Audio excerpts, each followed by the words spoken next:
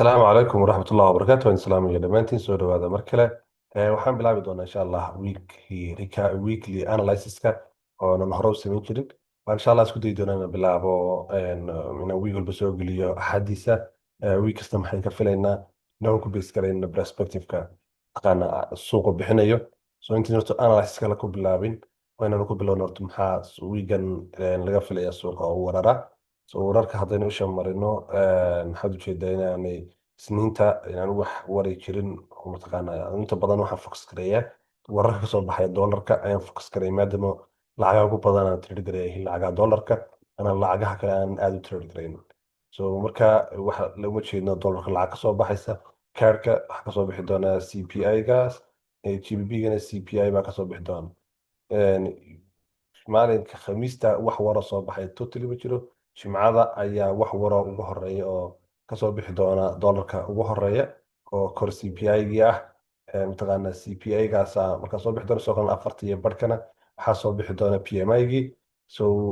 markaa anu inta ugu badan waxaan focus gareeyaa lacagaha doolarka so markaa waxaan dareemaya in wiigan uu noqon doono wiig caajisa marka loo eego lacagaha doolarka perspective aan ka filayno so weekska yar slowa wixii gadaal ka iman doono mina sheegin laakiin haddeer perspective-ka aynu ka haysano xagga newska ama xagga fundamentalka waxaa ujeedaa inuu iska yaro week yahay oona doolarka wiiga dhan wax newsa kasoo baxaya jirin so doolarkan waxaa dhaqaajiya oo drive garaya waxa weeyaan waa wararka so markaa waan ka gudbi doonaa insha allah analyse-kiga kaleanu geli doonaa so intayna analyse kale ku bilaabin aynu ka bilowna insha allah DXY-ga maxaynu ka filaynaa so TXY-ga waxaynu ka filaynaa wiigan waxaanu ka filaynaa laba shay so shayga koowaad waxa weeyaan inaynu marka hore ugu horeysa wiigii dhoweytoole waxaa laga soo daadiyey fair value gapkan so fair value gapkan markii la keenay waa lasoo daadishay ilaa iyo uu ku xurimeeyey jimcadii reversal candleka uu ku xurimeeyey so waxaan rajeynaynaa waxa weeye in la keeno wiiganna la keeno mataqaana fair value gapkaas oo priceku uu fair value gapkan la keeno in hoos looga sii celiyo ilaa drone liquidity-ga hoose la qaadayo so perspective-ka koowaad een ka haystaa DXY waa ka so waxaan rabaa in la keeno halkan deetana la geeyo lowga ugu hooseeya si loo soo qaado so marka beritoole isniinta waxa laga yaabaa in ku furmo bullish ka dhal sameeyo oo ilaa fair value gapkeena yimaado deetana maalmaha soo socda isniinta salaasada arbacada uu doono ha noqdo inaynu mataqaanaa aynu reversalkaas markaas aynu soo raacno ama continuationka so kana reversal noqon doona ma raaci doono reversalkan so continuationkiisa aynu sugno insha allah so dhiga sweeda wax badan oo kale oon kasii filayo uma jeedo mataqaana daily mataqaana perspectivekeeda so lower time framekeeda haddaan 4 hour-keeda eegno 4 hour-keedana wax badan oon halkan uga jeedaa ma jirto aan ka ahayn liquidity-gan so mataqaana external rate liquidity-gaas in price-ku intuu qaado intay isniintu furanto hadday kan qaado ay dadada dhex timaado in lasoo kala celiyaba waan mataqaanaa rajeynaya ay taasi dhacdo insha allah biidn illah sidoo kale liquidity targetka waxaa ka mid a equal lows-kan baa ka mid a mataqaanaa price soo target garayn doono si loo soo drive gareeyo oo loo keeno lowgan hoose loo soo qaado ka haddii isniintaba mataqaana uu kan lagu horeeyo mataqaana kan la qaado waxaan rajeynaya in haddana dib loo soo drive gareeyo si ama liquidity-ga loo qaado ama internal rate liquidity-gan loo keeno so marka anu inta ugu badan perspective-ka higher time frame analyse-kayga 4 hour-ka hoos ugama sii dego so 4 hour hoos ma dhaafi doono marka waan iska dhaafi doonaa DXY-ga so waxaan ku xigsiin doonaa euro USD waxaynu ka filaynaa JBP USD-da so euro USD JBP USD so markaad joogto weekly perspective-kooda waxaad ujeedaa inay euro USD-du aysan qaadin previous weekly low iyo previous weekly high toona ay stack u dhex noqotay labada range dhexdooda laakiin euro USD ay qaaday iyadu previous weekly lowga so taasoo lamida la macnaa in price-keygani aynu mataqaanaa wiigan ku xigana aynu kasii rajeynayno bullishkaas mataqaanaa weekly analyse-kayga anoo ku base garaynaya so wiigan inaan wiiga ku xigana aan kasii sugo bullish inuu ii noqdo maadaama mataqaana halkaana SMT ay taalo marka ay nimaadno dhayligeeda waxaan ka sugayaa euro USD inay ii samayso fair value gapkan in la ii keeno, so internal rate liquidity-ga la ii keeno, iyadoo la target garayn doono external rate liquidity-gaas, so price-kayga inuu san ii sameynta fair value gapkan la ii keeno, and then SMT laga dhex sameeyo, then price-kaygu uu dib ugu laabto external rate liquidity-gaas, inuu sii qaado uu sidaa kusii wato. waayo iminka xagga hoose wax badan oo mataqaanaa kasii jira uma jeedo, aan ka ahayn mataqaanaa equal low-ga halkan yaalla, equal lows-ka bartan yaalla, sidoo kale relative equal low kale halkan yuuro kasii jira, walow mataqaanaa ay gaab weyn u dhexeeyo. sidoo kale fair value gaabkan iyo inversionka halkan ku jira, so maalinkii hore laga drive gareeyey, so horena waa loo dhaaqay fair value gaabkan, mar kalena waa laga dhaaqay. uma malaynayo mar labaad inuu celin doono, hadduu price in case ba soo doonto liquidity-gan, aan u malaynaya in price-kan lasii wadi doono. so uma malaynayo laakiin in wiigan la keeni doono halkan, oo mataqaanaa wax badan oo iga hooseeya oo shiidanaya, liquidity ka hooseeya oo fair value gap iga shiidanaya uma jeedo. so waxaan rajeynaya markaa inuu price uu halkan u yimaado fair value gap igan, and then drive into the upside in la sameeyo. mataqaanaa JBPSD duniyadan waa la mid, isagana sidaas la mid aan ka rajeynaya insha allah, oo ah mataqaanaa isu same scenario ah, oo mataqaanaa isku halji ah, oo maalinkii hore, so wiigii hore halkan kasoo raacnay, halkan ay ahayd, so wiigan bartan ka raacnay, I think so waxay ahayd jimcadii wiigii hore, so haddana halkan ka baxday salaasadii. marka still waxaan rajeynaya inuu sii wato qaacidadeedii mataqaanaa bulishka ahayd, oo price-kii marka hore lagu drive gareynay lagu waday, in ilaa halkan laga sii wado, so marka hore inversion-kan aan kasoo dirnay lacagtan, so iminkan waxaan rajeyneynaa in mataqaanaa external liquidity-gaasi la sii wato, kan ka hooseeyaba in la sii wado qaado, price-kigaasina uu kusii socdo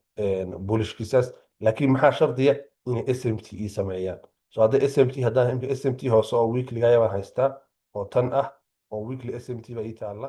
so laakiin JBPSD euro USD iyadu halkani mataqaana imay sameynin, imaysan qaadin, waa halkan hoose imaysan qaadin markaa weekly lowgii. so marka waxaan rajeynaya in mataqaanaa price-kayga la iisii wado, SMT-dan hoose weekly-geeda la cuskanayo, in price-kaygan haddii wiigan rabi idmo in ilaa external rate liquidity-gan iyo internal rate liquidity-gaas in lasoo target garayo insha allah. so JBPSD euro USD intaan kaga baxaya,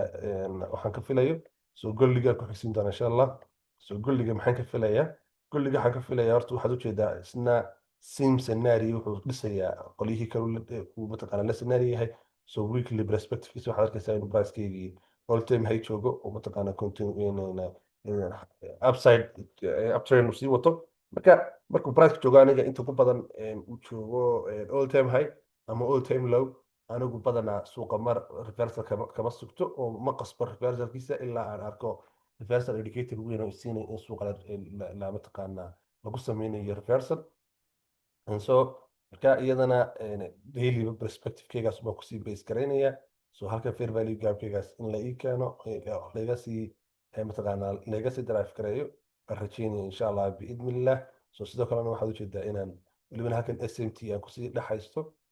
mataqaanaa halkan SMT daily inoo taalo, so that means inaan mataqaanaa price-kani wax badan oo weli kusii cuskanay inaan kusii baygaray ay jiraan. so 4 hour-kayga markaan imaado mataqaanaa 4 hour-ka markaan imaadona waxaad ujeedaa in price-ka aanan ka haysan wax badan oo xoogan, mataqaanaa aan odhan karo iyagana waan kusii reversal garaynayna insha allah. reversal badan oo nuga sii jeedo anigu halkan inaysan jirin, so mataqaanaa wax taargeda oo iga sii hooseeya aan ka ahayn 4 hour mataqaanaa fair value gap-kaas aan ka ahayn ma jeedo, mataqaanaa in price-kii dee liquidity-yadan hoose lasoo doonto oo ilaa halkan hoose la keeno mooyaan, kuwana waa anaga liquidity waxaan u cuskanaynaa tiirar waaweyn oo suuqa mataqaanaa hoos u leexiya, maadaama price all time high joogo, all time high-ga waxaad clear ka filaysaa waxa weeyaan in all time high-giisa uu suuq sii wato ilaa aad aragto reversal indicator weyn. so intaasaan golligana intaasaan kaga baxaya insha allah. so mar raba inaan golligana waqti badan kusii qaato. US 100-ka iyo US 30-ga ama indiceska iyaga waxaa mataqaanaa jirta in wiigagan horta wiigii dhaweytaha hawsii bato inuu ku jiro consolidationka saa'idka. so consolidationkii saa'idka ahaa inkastoo walow laga saaray mataqaanaa consolidationkaasi, ood moodo mataqaanaa halkan S&P 500 waxaan hore naga wada liido naga removed okay previous mataqaana waa la qaaday horta liquidity-gii mataqaana accumulation-kii bartanka dhisaya suuqu so that means in bartan mataqaana liquidity-ga hoose la qaaday labadaba way qaadeen US 100 way qaaday S&P 500 way qaaday US 30 way qaaday so ama US 30-ga Dow Jones-ka so iyaduna way qaaday lowgaasi saad u jeedaan marka waxaan ka rajeynaya markaan wiigan waxa ugu weyn wiigan rajeynaya waxa weeyaan inaan helo continuation oo la ii qaado dhammaan liquiditieskan oo pricekayga mataqaanaa wiigan uu target gareeyo mataqaanaa liquiditieskan inuu wiigan ii target gareeyo mayahay external liquiditieskan inuu inta ii target gareeyo baan wiigan ka rajeynayna so wiigan waxaan rabnaa inuu priceku uu mataqaanaa price uu qaado previous weekly lowgan daily highgan iyo all time highga xaggan iyo xiga so sida kale dad ujeeda 4 hourka 4 hourkana waxa ii taargada 4 hour marka la joogo waxa ii taargada external liquidity aan calaamadiyey waa 4 hourka taargad u ah sidoo kalena halkan waxaa ku jira inversion fair value gapkiisa so waxaan rajeynaya in lasii cuskado inversion-kaygan price-kayga inversion fair value gapkaygii badanaa anigu New York aan trade gareeyo so New York baan u imanaya wixii dhici doona insha Allah so inversion-kayga lai keeno haddaan kasii dhexle SMT kale in lasii drive gareeyo ilaa external range liquidity-ga bartaasi ku jira waa wiigan insha Allah biidnillah aan ka rajeynayaa mataqaanaa indiceska US 100-ka iyo so S&P 500 ama NQ-ga hadday ES-ka haddayna eegnana waxaan eegi doonaa insha Allah waxaan moodaa inuu khadkiga maanta ila culus yahay baad moodaa marka iyagana waa same scenario waxaan ka rajeynayaa in iyagana mataqaanaa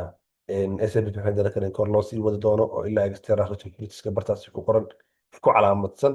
in mataqaanaa laysii qaadi doono baan ka rajeynayaa 4 hour perspective-kiisana haddaan eegno 4 hour perspective-kiisana waa same laakiin mataqaanaa lama inversion garaynin fair value gapkan loo eego US 100-kii so khushigeeda laakiin waxaanu ka rabnaa waxa weeye in wiigana drive into the upside inoo sameeyo liquidity-da equal highs-ka bartan yaalla iyo inuu price-ku inoo sii target gareeyo so intaasaan kusoo koobayaa asalaamu calaykum waraxmatullaahi wabarakaatu wiig wanaagsan baa idin rajeynaya insha Allah ilaahay noo dhigo wiigan